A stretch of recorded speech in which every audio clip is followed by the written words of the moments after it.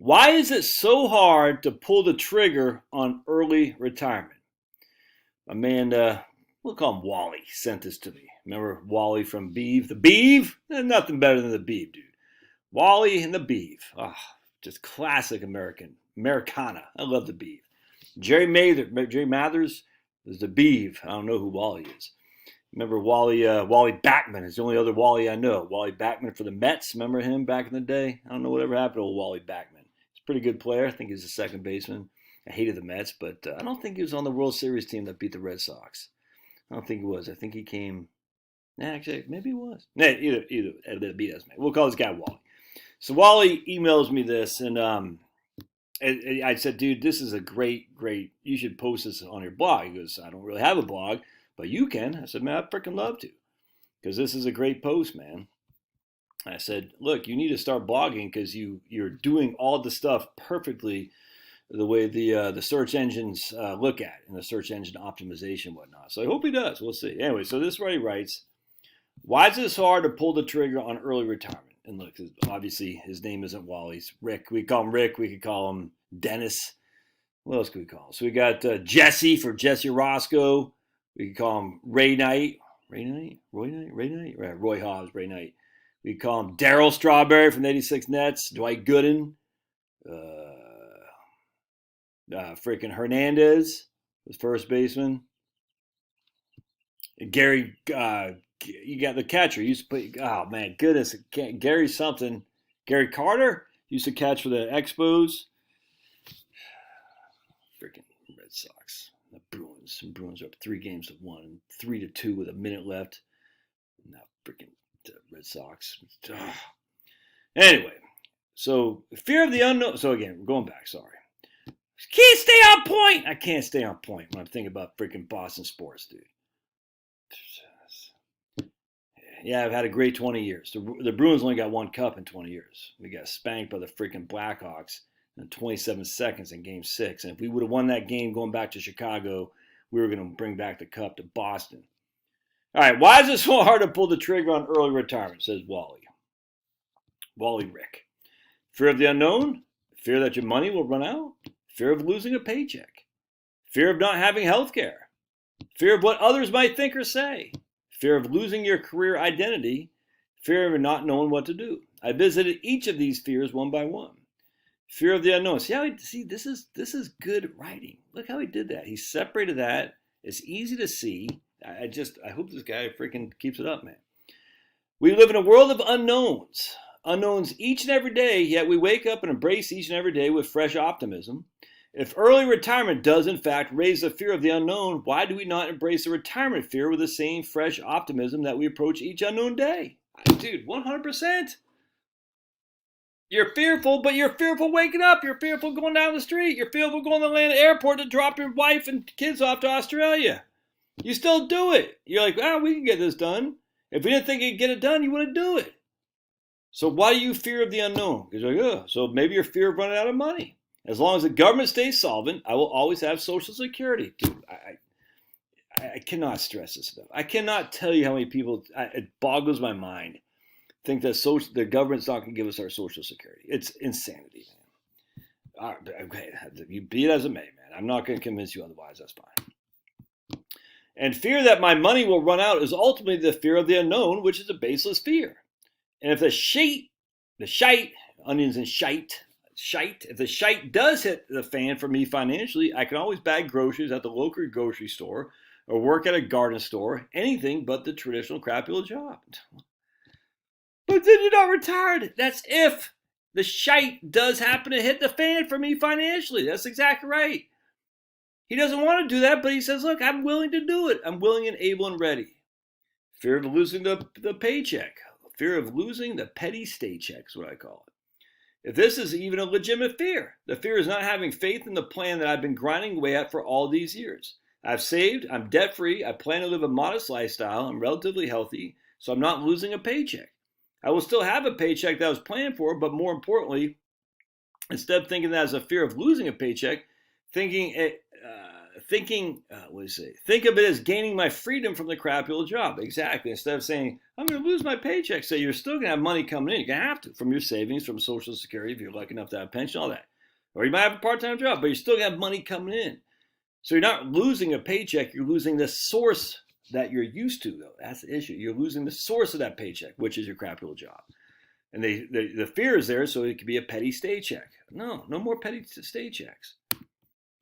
Fear of not having health care, another baseless fear. With my retirement income being less than $60,000, I should be able to get health care via the Obamacare with enough subsidies to make my health care extremely affordable, if not free, until at least Medicare is available. And then again, people say, they're not going to pay my Social Security. I say, well, how are you going to get your health care there, guy? Where's health care come? It's coming from Medicare. Literally, it's the most insane thing I've ever heard. They're going to take away my Social Security, but I can't wait to go on Medicare. Take away my Social Security, but I can't wait to go on Medicare. It's like, it's insanity, man. Insanity. Fear what others might say. Is this even a fear? Ultimately, who cares what others think?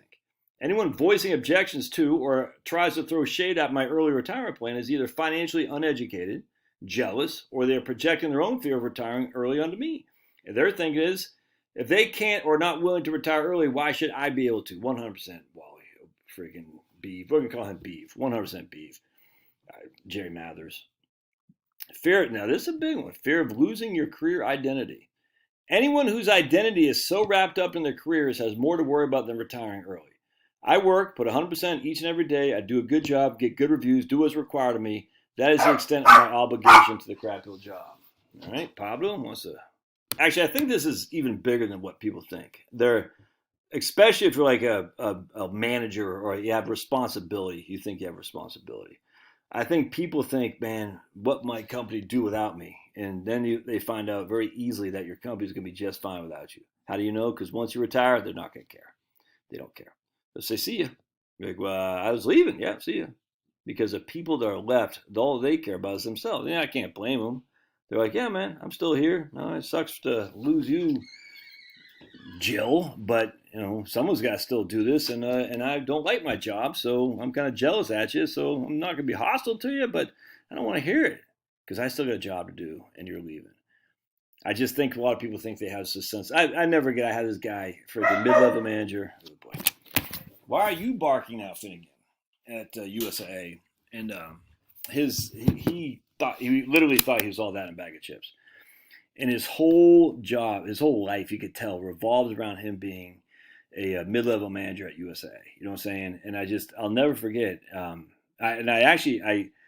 liked him initially, and then later on, I don't want to get too deep into it, but I just said, you did us wrong, dude. You did us wrong because when the shite hit the fan, you took cover to protect number one, which was you. You did not take cover to protect your employees underneath you. Because you knew that if you were held accountable, you'd be on the street and no one's going to hire you because you're nothing but a mid-level manager who doesn't have any skill set. You just happen to be at the right place at the right time at USA. That's saying more power to you, man. I did too. But that was it. And so you can go around and say, I'm a manager at USA in the financial planning department, feeling all good. But once that stops, what's your calling? You don't have any. And that's sad. You should have a calling outside your crappy old job. Because your crappy old job, they don't care about you, dude. They don't. I'm sorry. If you need any other experience other than COVID to prove that to you, I don't know what to tell you, man. You saw it all with COVID.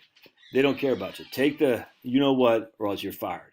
But I thought you cared. I thought you said employees are number one, the priority. Yeah, not when it came to that.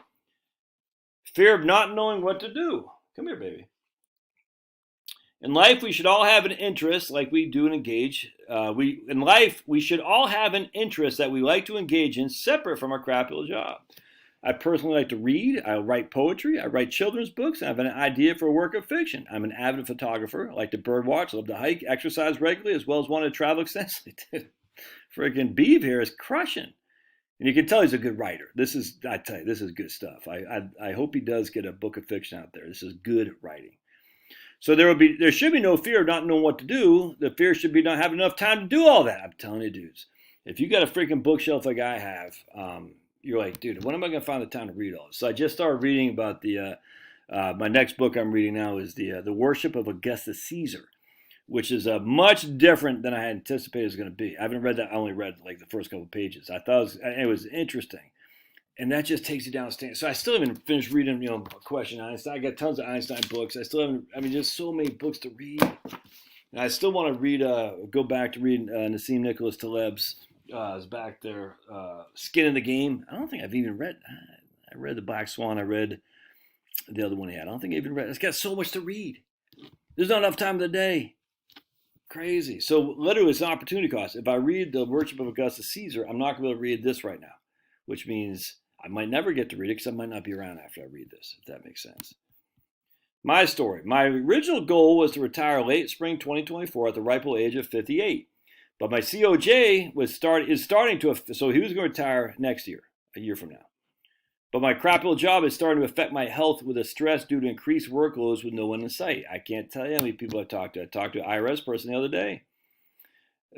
She was telling me that basically the workload has increased, yet the number of people to do that workload has decreased. And it's not just the government agencies, it's all over the place, man. You know it, I know it, we all know it. Oh, they're going to hire 3 people from India to replace me. And that's what USA was doing. They're hiring people from India and Mexico and stuff, and other companies. All these companies doing. Poland, but these people, they might be cheaper, but they're certainly not more productive, certainly not more efficient. And actually, it's a burden, not a profit center for these people, because it takes 3 people to do the job of 1 before, but those 3 people are still more prone to make mistakes. I'm recently divorced. My ex-spouse is still in our house, which I still own half of. I'm in an apartment currently. The plan is to sell the house next year when my daughter graduates high school. When the house sells, my portion should be around $175,000, and we share custody. I mean, look, this is not unique to this guy. What we call him, beef. I'm recently divorced. My ex-spouse is still in our house, which I own. He's in an apartment. The plan is to sell the house next year when the daughter graduates high school. You think old beef here is the only person going through this? When the house sells, I should get about $175,000. My base expenses while I'm working is about $5,000 a month. The plan when I retire is to nomad travel, and then based on extensive research, cost of living in the areas I'm looking at is about $3,000. When I travel, I don't plan to have a home base. When I get through traveling, I'll find a place to settle down, either renting or buying something modest. I feel if adequate retirement monies in a 401k, Roth, traditional rollover. Yeah, look at this. He's got almost $1 million schmackaroonies to last me through my retirement. The only real obligation I have is to put my daughter through college starting fall of 2024. He's already got $60,000 saved for it.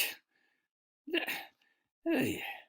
And then why are we putting her through college? They're beef. I mean, you know what I'm saying? It's like, look, I got kids. I get it. I'm just saying, at the end of the day, is it worth it? And I don't think the answer is yes anymore. Anyway, I plan to take Social Security at 62 to the tune of $2,300 a month. So let's say this guy's living off $5,000 a month. Excuse me. He's got 175 sitting in cash. He's got 20. He's got so for the 5. So he's going to take 175 sitting in cash to sell the house. So we'll say he's going to be 57. So he's 5 years before he hits Social Security. All right. So he needs 60,000 a year. 60 times 5. He needs $300,000. He's got 175 sitting in cash right now. For simplicity, we'll say he gets enough interest to make another $25,000. So the time, and he'll have 60,000 for the next. So basically, within 3 years, that cash will be gone. All right, because he'll use all his money. So now he needs $120,000 from a portfolio that's worth basically almost $1 million schmackaroonies. All right, he'll need 60,000 a year for 2 years from a portfolio that's worth about $1 million schmackaroonies. All right, so that's a 6% distribution amount, but it's only for 2 years because once Social Security came, and that's at him living off $5,000 a month. He said, I think I get $3,000 a month. When Social Security kicks in, he's only going to need $25,000 a year roughly from his portfolio because Social Security provide the other half, give or take. $25,000 from a $800,000 portfolio at that point. 25 divided by 800. That's a 3.1% distribution amount. So what you scared of? You're scared of the unknown. That's what it all comes back to. All comes back to. Given this information, I feel enough to retire now, so why the delay? I'm revisiting these fears daily to hopefully gain the courage to finally pull the trigger sooner rather than later, as later is not guaranteed. Dude, 100%, man. And by the way, I'm going to put this link on my show notes on the click on it. I can actually get some advertising on here. So not much, but every little bit helps your old buddy Josh. So Art of the Brick. What the hell is that? An immersive experience like no other available to visit in Atlanta. What the hell is that? Book now. Let's take a look at Art of the Brick. So you'll see the boost number 4 scene. Okay, whatever. I don't know. Doesn't look. Yeah. Anyway, so the point being is, you click on the link in the show notes. The article is down here, and you can read it yourself. Anyway, hope you find this informative. Love to hear your thoughts. We'll see you.